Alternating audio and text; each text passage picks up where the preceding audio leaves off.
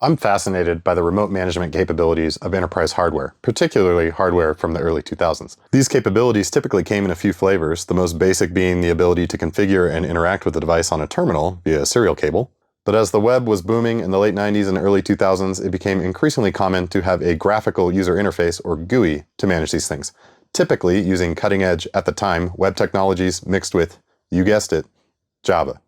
I'm kicking off a series of videos where I'm going to do deep dives on the remote management GUIs of enterprise equipment, starting with the Cisco PIX firewall units. These are early 2000s Cisco firewall units, and they can be remotely managed with something called the Cisco PIX Device Manager, or PDM. We'll get PDM installed on one of these guys, and because I can't help myself, we'll dive into the hardware a little bit to get a little context for what it is exactly we're managing. Then we'll use the PDM VPN wizard to set up VPN access into a firewalled network via a VPN client, the same way a remote worker would have used it back in the early 2000s. Let's get into it.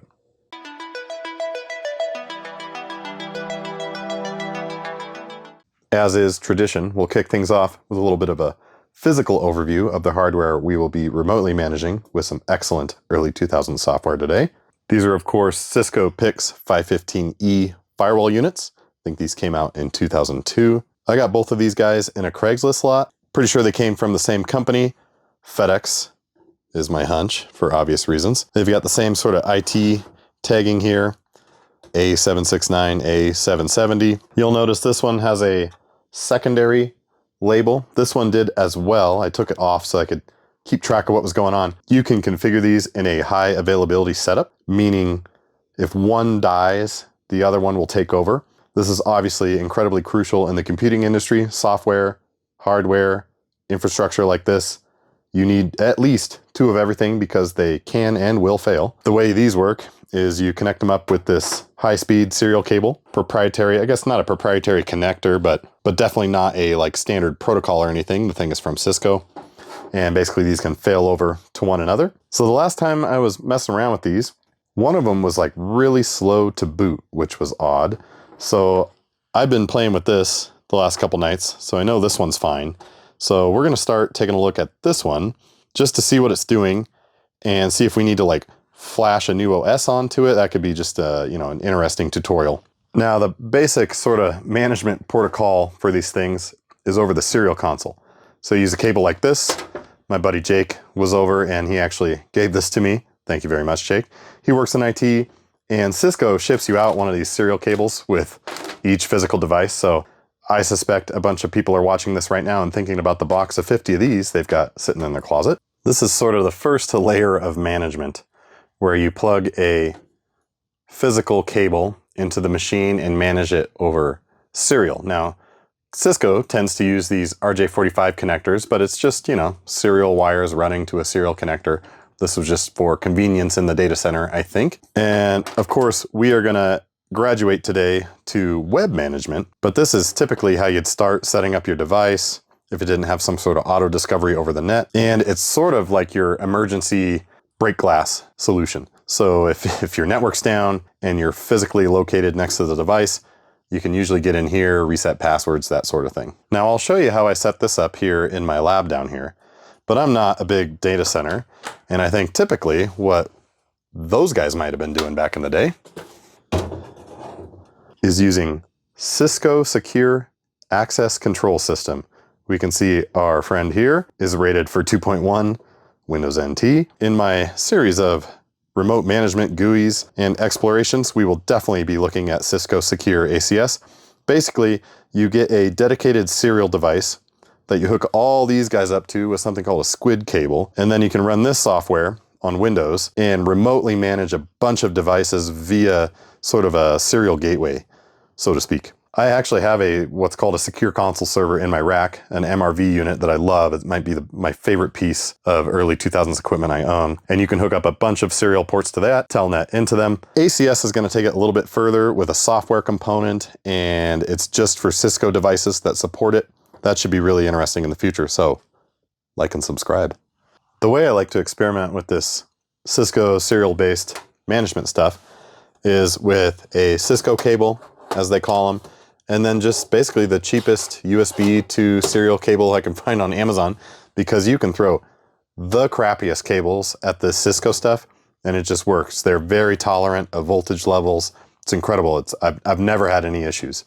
And so this is pretty self-explanatory, but we've got a console port here. And of course we can plug right in. And then this, you got to get to your computer. Now, usually I plug it into a hub that's like right by my monitor and my workstation. And to be fair, it's pretty close to where I'm plugging other stuff in on the workbench where I'm messing around. But I've got all sorts of projects here and I've got to plug the camera in and stuff. So it's kind of been a pain to have a bunch of cables flowing, you know, across the bench like that. So the other day I turned my brain on for once and I have this patch panel here that I installed along the workbench, and it's got a bunch of keystone jacks in it. A bunch of network ones. This one goes directly to a VM. This one goes to my regular network. We've got these going over here to the back so I can hook up old video game systems to a RetroTink if I need to, or any other sort of analog input. Got some HDMI stuff flowing to a TV to my left. And anyway, I've got 3 USB keystone jacks that I installed and never did anything with. And finally, I realized, well, I should just run one of these to my main workstation. On the other side of that wall, I'm under the stairs, I've got this chaos going on. So that USB cord is running out of that like media access panel there, right into my main rig here. And now, super easy hookup for serial devices. At any rate, for access, to start with, that's all we need aside from some power. So let's flip it on.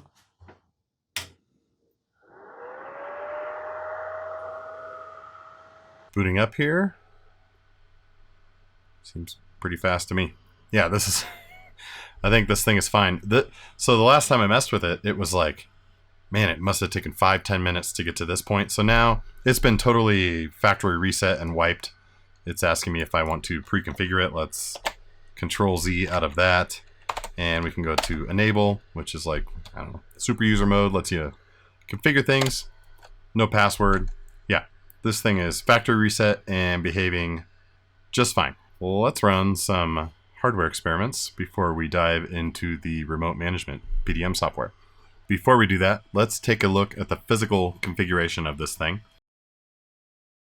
So I'm going to do a show version, and we can see it's running Cisco PIX firewall version 6.3 from July of 2004, compiled by Cisco employee LDAP Morley. I love how they would just ship this stuff and you could see the Cisco employee that happened to have compiled this thing. cracks me up. So we've got 6 Ethernet, fast Ethernet interfaces. The 2 built into the unit, typically labeled inside and outside. We'll get into that soon. And then I've got a card on both of my units with 4 additional interfaces for now. And you can't tell because I do a bunch of noise canceling, otherwise these videos would be horrendous. That fan sounds like absolute crap. More foreshadowing. First things first, here's the microphone. These things have a fan on the back. Pretty annoying.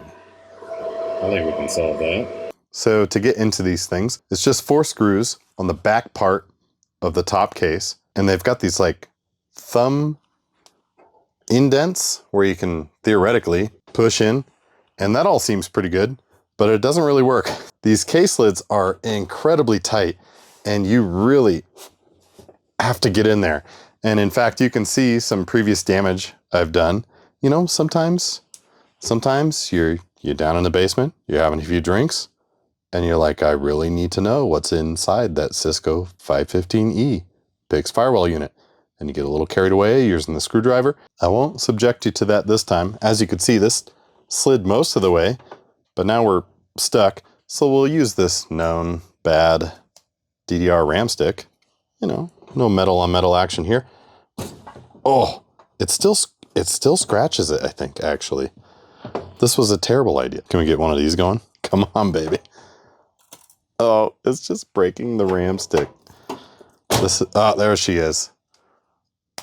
Works every time. This is actually in the Cisco manual. You're supposed to use a HP branded DDR1 known bad RAM stick to open these up. Anyway, so if you can get that far, this comes off pretty easy.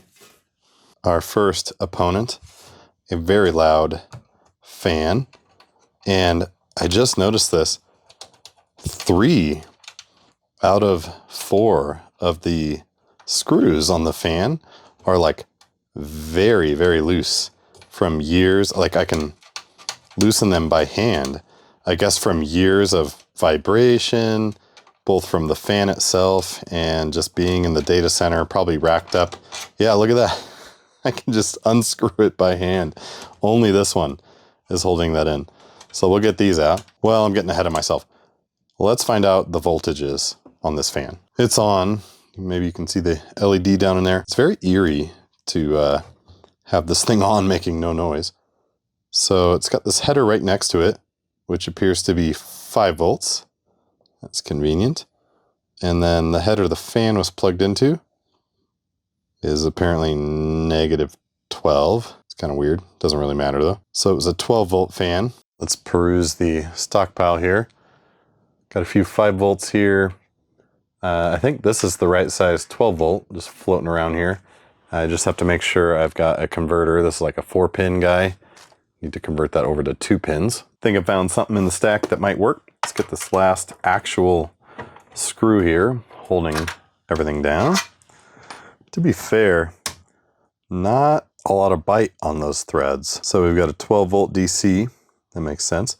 Probably actually a very nice fan that could just renew its bearings. But I mean, these typical standard fans today and back then just make a lot of noise because it didn't matter. You're in a data center, not next to me at my computer filming things. So I found this one in my stack, and I think the setup we need is 2 wires, which it sort of implies it has a cable for.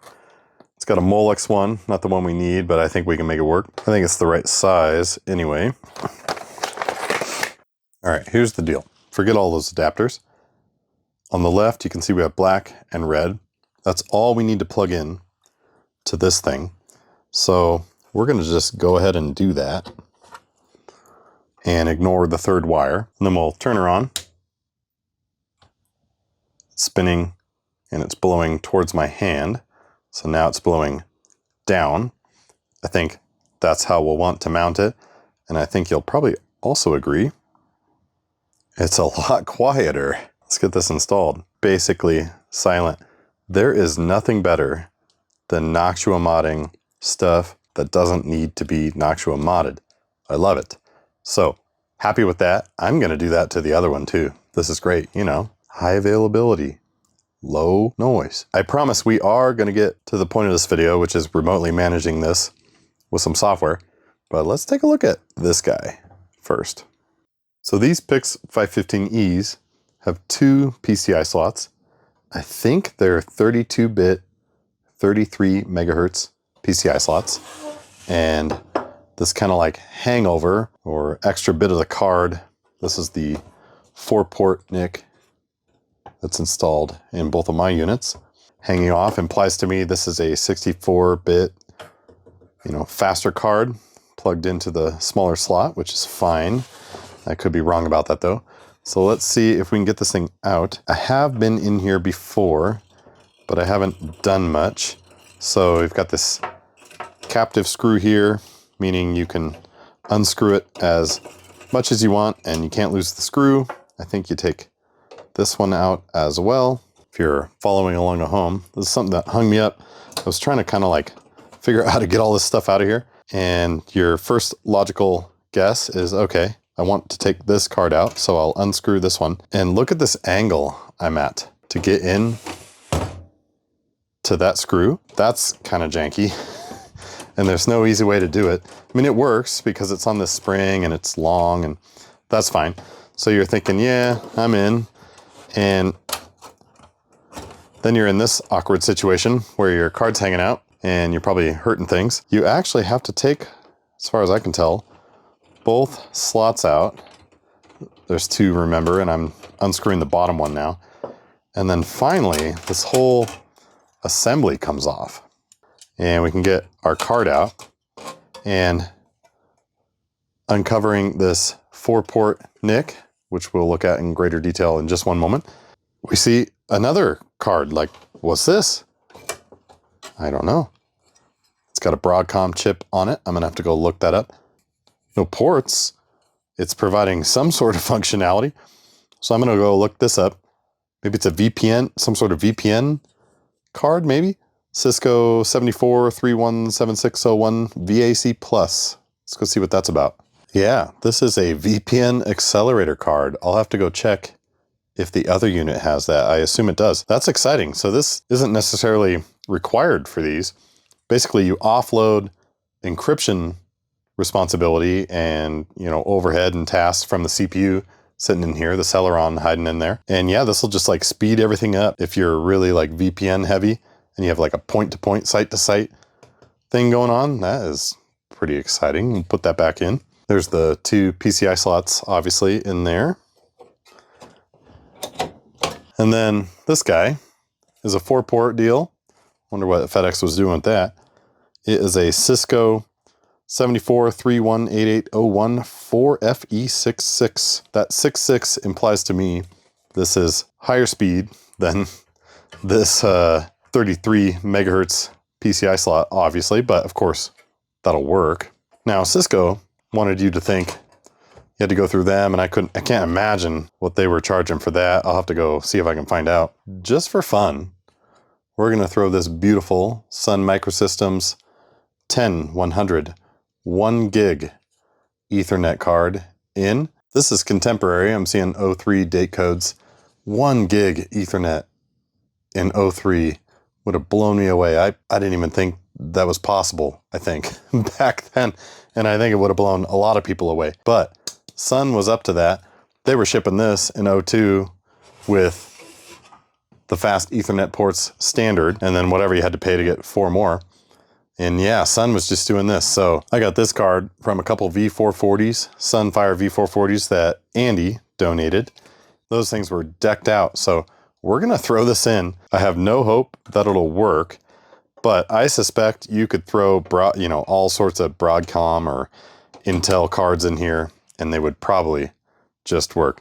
I'm not gonna button everything back up. Let's turn it on and just see what it does. See what it says. I oscillate violently between thinking I have too many of these IEC plugs or not enough. Those are like my 2 modes of operation. Right now, I'm flush, more than I know what to do with, but then you start hooking up 5, 10, 15, 20 items, and you start panicking. You're like, man, I need more of those. This thing is comically quiet now. Like, nothing better than a Noctua mod. All right, enable. Yeah, it doesn't see it. Of course. So it's going to have drivers and stuff. There are cards, I think, that you can throw in there. Cisco, of course, will sell you a gigabit card that you can get in there. But yeah, it doesn't like the Sun one, but had to try it. Had to try it just for fun. Yeah, I didn't have a lot of hope for that working.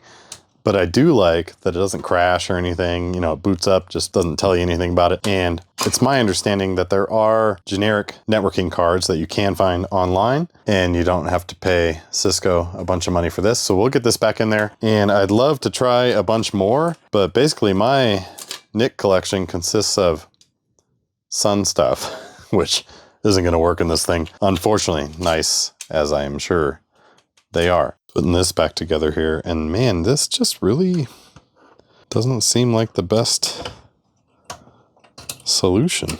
A little janky, so I guess I'll put these back in. I mean, I can't complain too much because it was user serviceable.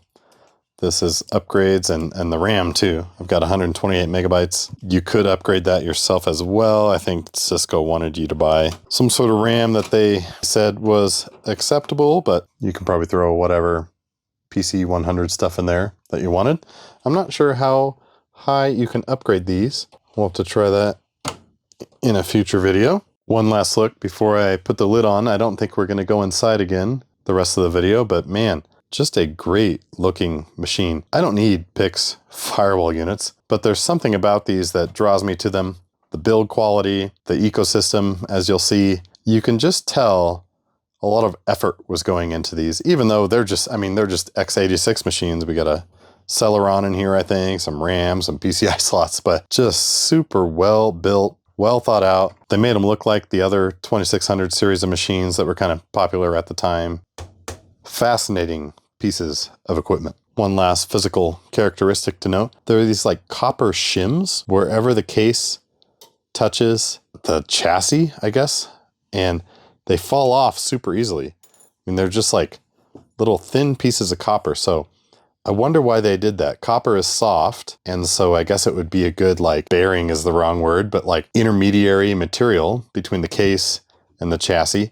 Also, they could be using it for grounding, but I don't know why you would have like this bare metal touching copper, touching more bare metal. That doesn't seem like it would be any better than just bare metal touching bare metal. So yeah, these things just fly off. Very easy to lose. So obviously it works without those, but yeah, sort of an oddity. I haven't seen this on any other Cisco gear, just these PIX units. Let's get this thing set up the way you would typically set up one of these PIX firewall units. Very basic configuration. So they come standard with the 2 Ethernet ports on the back, 0 and 1. You would typically call one of these inside and call the other outside. Outside being the network coming into the firewall, inside being the network that the firewall is protecting. The PIX firewall software feels a lot like Cisco's iOS, but it's a little different, as you'll see when we move through this, and so it can kind of catch you up. Some iOS commands will work, some won't.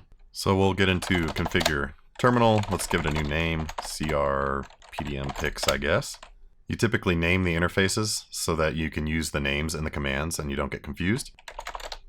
We'll name port 0 our outside interface. Port 1 will be inside. We'll make the outside interface my home network. We'll pretend that's the internet. I don't know if we'll need to do that for today's video. And our inside network will be a 10.0.0.1 network. I, of course, haven't memorized any of this. I'm going off some notes the last time I configured one of these things. In a previous video, I was looking at an old 2600 router, and there was no way to configure multiple interfaces at once. And I was kind of making jokes about that. And a lot of folks said, well, you don't actually sit here and type into the terminal. You have your configuration and you paste it in. So I've done all this. Let's try it out. We're setting up some NAT rules, network address translation on the thing, and access config. Oh, so close. My config was in the wrong order. That's okay. Yeah, that worked. So the issue was this thing needs to be there. Okay. Yeah, so that's nice. I can just paste this all in. And I think that's how a real administrator a lot of the time would be configuring these things. Let's write our config out. I think it's actually write mem. Slight difference from iOS. Okay. Let's reload and see if it persists its configuration. This is looking right to me. Yep. Let's see if we can talk to it. Let's get this thing hooked up to a computer. So we're going to concern ourselves with the inside network, meaning the network internal to the firewall that it's protecting. That's 10.0.0.1 right here. We'll pass this through directly to a Windows XP VM. Link is up. That's a good sign. Back in Windows XP, that Ethernet cord you just saw me plug into the patch panel is going directly to this interface on Windows XP. I've got it set to obtain an IP address automatically. And if we run good old ipconfig, we can see the PIX is acting as a DHCP server. It handed out 10.0.0.10, which was one of the IP addresses in the pool. And if we ping the firewall itself, we can talk to it. So, time to look at the PIX device management software. The Internet Archive actually has various Cisco PIX product CDs. And if you mount one of them, they've got this nice HTML file on the root. And here we go. We can start looking around.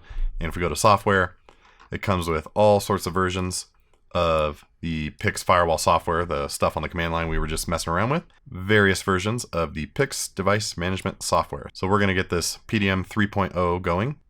This guy's having a rough day. The way you typically get software or config files to and from networking devices like this Cisco PIX is via a TFTP server. So I have one running in my home lab, and if we take a look, I've got all sorts of other PIX bins I've been messing around with.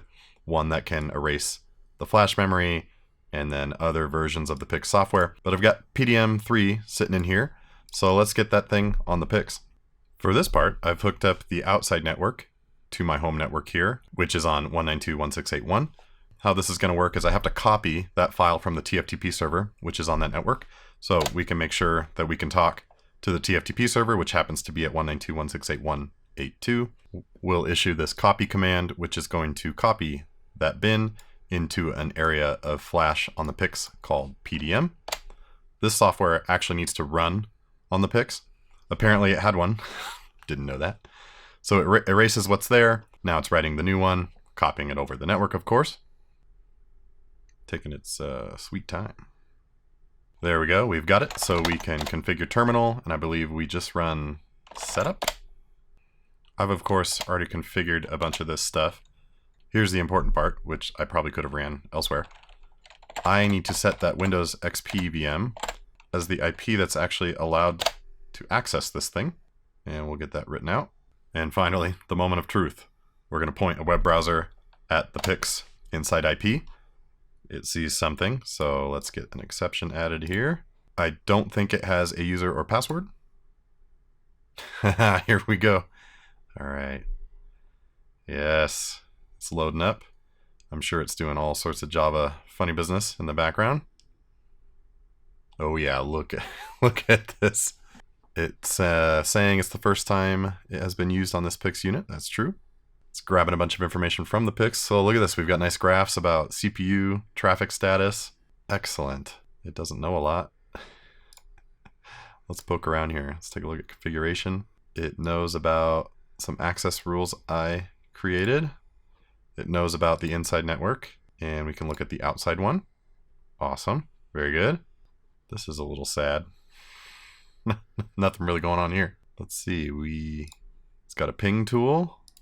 Oh, so you can choose which interface you're pinging from. So let's go to my home network and see if we can ping my router. Assume we can. Yep. 3 successful pings. Very cool. Lost connection to firewall. What's that about? I've just been poking around seeing what it might be like to use this thing to actually configure something. So I was thinking maybe we'll configure one of those extra Ethernet ports. Let's enable it, and that's fine. Let's put it on 192.168.3 just to be separate from the others and see what happens here. Okay, so let's save to flash memory. So here I am back on the serial console, and of course it just issued the commands on our behalf, I suspect. And so that's up with its new network. Really cool. Now I wonder what the story is with this losing connection. Maybe we'll do a restart here. Man, it's opening like 4 different browser windows. Gurminder Singh, do you remember working on close.html? It's doing a little better after a restart. It sees the interfaces here in this UI. It didn't see that before, but it still says it loses connection to the firewall. These won't update these graphs. Oh well. Let's try to do something real with this thing. So it's got this VPN wizard. I'm going to try to create a remote access VPN on the outside interface. What this is going to let me do, I think, is a computer in my home network, which couldn't normally talk to the inside 10.0 network we just set up, should be able to VPN in. Never done this before, but we're going to try to use the PDM wizard, see how this goes. Yeah, so we'll have to install a VPN client on a Windows machine. I'll show you that shortly. Let's call it the Clab Retro VPN. VPN password, I don't think you'd normally do this with just a password. Not going to be secure enough. We will not be using extended client authentication down here. Okay, so when someone VPNs in, we have to give them an IP address on the inside network. So let's see if this will work. Let's put it at the upper range, I guess. Let's give it 100 through 110. You know, my 10 employees I've got down here. You can give them DNS servers. That makes sense. I'm going to leave all this blank because it doesn't really matter. The encryption that the VPN tunnel is going to use, I'm just going to leave this default. This some sort of natting to hide IP addresses from VPN users. It says it's optional. I'm skipping it. Okay, let's save that. Now I'm going to do a little reading. Here's what I'm thinking. I've got this physical Windows XP machine. It's hooked up via this switch to our inside network. So now this is the only machine on the inside network. This represents sort of the enterprise or corporate network that this firewall would be protecting. It got auto-assigned 10.00.12 from the DHCP server, so that's who this guy is over here. This PIX has been configured to allow traffic to flow out. So devices in here can get on the internet. In fact, I can load up a web browser. That works just fine. But what is not allowed is traffic flowing this way. Now this is just going to my home network, my 192.168.1 network. It represents the internet in our enterprise example here. So now the Windows XP machine we were messing with before only has a 192.168 address. It can't ping into our internal network. Now, of course, my home router doesn't even know how to get traffic to this. But even if it did, this thing has been configured to stop it. So long story short, we can flow outside, but we can't flow in. With that VPN we set up, we should be able to install a client on that Windows XP machine, which is not on this network. It should be able to tunnel through, get on the inside network, and talk to this machine. That's our goal here. And hopefully it was all set up with the PDM GUI. For any of this to work, we got to install a VPN client, more Cisco early 2000s software, of course. We're going to use 4.6. I think it's from 2004. We are on Windows. Let's use Install Shield, I guess. Just opens the folder for you. Setup. We'll breeze through this. I think it'll require a restart, and I'll be right back. One restart later, we're in action. So you can see we have a new network interface, this Cisco Systems VPN adapter one.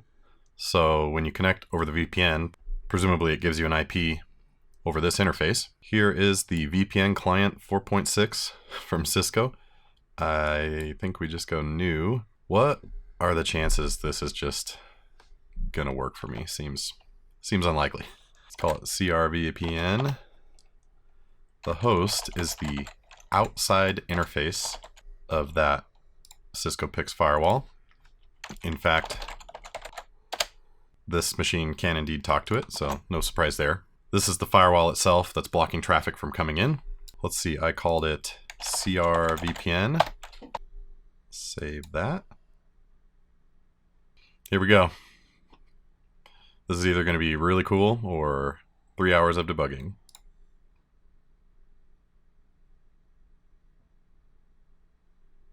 No. No way. It thinks it's connected. Okay. Let's look at IP config. Look at this. We're on the inside network. This is the first IP in the range I configured in the PDM GUI wizard, if you'll recall. Can we ping that machine? We can. Yeah, it just worked. You saw I didn't do anything except for show you that GUI setup I did. I mean, I don't know if I'd run my business over this secure tunnel. It's a little outdated, but I can't believe this is so exciting. That was so easy. I can officially say I've set up a VPN down here. New frontier for the Collab Retro Enterprises network down here. Well, I can't complain about that. Here we've got a Cisco PIX kind of doing what it was designed to do down here in my basement. That was really cool that VPN setup was so easy. I'm excited to try other different maybe site-to-site setups. I've got 2 of these. I could link them up on VPN. Really cool. That was super fun to set up. And for the record, the Windows XP machine on the bench will happily ping away and talk to that Windows XP VM we set up with the VPN client. Too easy. I was fully prepared to bite off like 3,000 Cisco PDFs to figure out what was going wrong, but it just worked. And we did use the PDM fully as the wizard. I didn't do any command line stuff to set up that VPN, so as it was intended. There are a lot more GUIs to explore and enterprise management systems to be had, so there will be a lot more videos in this, we'll call it a series. I don't know when I'll make them, but there will definitely be more. I'm realizing I didn't actually spend a whole ton of time with PDM, but we did use it to actually perform some real work. I'll try to deep dive on the GUI themselves a little better next time I cover something. I'm going to be at VCF East next weekend, all day Saturday. So if you happen to be there and you see me, definitely say hi. And if you haven't subscribed, please consider it. Helps grow the channel, keeps me motivated. And if you really want to support the channel, I'm on Patreon. I post all sorts of behind the scenes type videos, unboxings, that sort of thing. I hope you enjoyed following along, and I hope I see you in the next one.